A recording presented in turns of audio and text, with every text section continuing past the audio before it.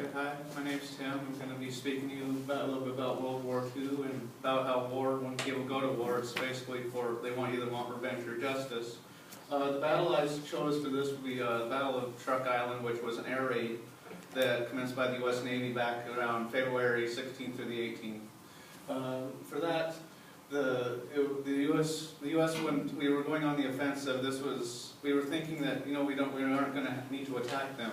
But once we started moving in closer, Task Force 58, which was one of the major fleets in the area, started moving in, and we decided, you know what, we're getting more power, and all of a sudden they started getting more powerful. So they started advancing, and they made the decision, we're going to attack the island of Truk. Now the island of Truk itself it was one of Japan's major navy and air and supply bases in the region. This map here, you see, it's about right up here around the Carolina Islands. It's pretty small, and thought it would be insignificant, but once you start moving in, it's around the Marshall Islands, you have Guam, see, I'll move,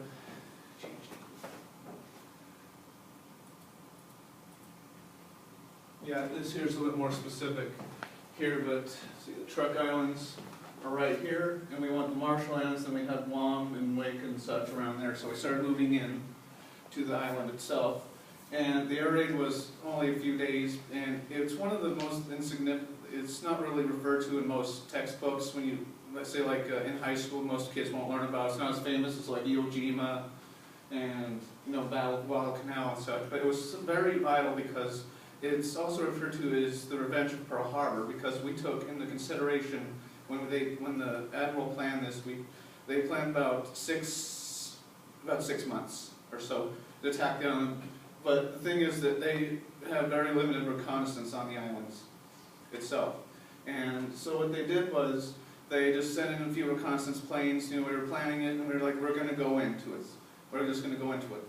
The casualties of the attack, it was only about 40-50 Americans were killed compared to the thousands of the Japanese that were bombed. Japan lost over 30 transport ships alone. They had over about 2 to 3 submarines, about 3 to 4 heavy naval cruisers, and about 5 to 10 destroyers. Most of the ships that were in the harbor and such were damaged and beyond repair, or abandoned, or they didn't have enough time to repair them and such. Now this is the island itself here. And this is basically an entire fortress. Japan had this pre-World War II. And as you know, you have several islands. The islands have massive mountains. They have forests. But this is basically around the main area around here where their bases were. And these are the wrecks of the ships alone. Now, they lost more ships after the attack. They lost more ships. They lost more equipment. They lost over 250 planes compared to about 170 at Pearl Harbor. And I think about May, they did commence another air raid. After the attack, we didn't even occupy the islands. The garrisons there were pretty much starved out until Japan surrendered at the end of the war.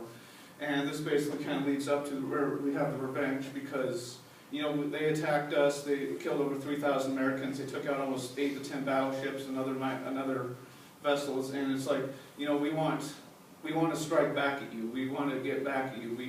We didn't want to fight, but you've driven us to it, so we're going to. So the reason it's Revenge of Pearl Harbor is because Japan never saw it coming, just like the U.S. did. It came in and just smashed them up. It was one of their major bases. Just so much supplies. Like I said before, over 190,000 tons of cargo was lost. Okay. So, but that kind of leads into a little bit more into the conclusion of how war leads to revenge. We didn't want to fight, but we had to. And we were driven to fight, and this attack was very, very, very heavy on them, Japan, because Japan actually had to announce to their public that they were losing ground.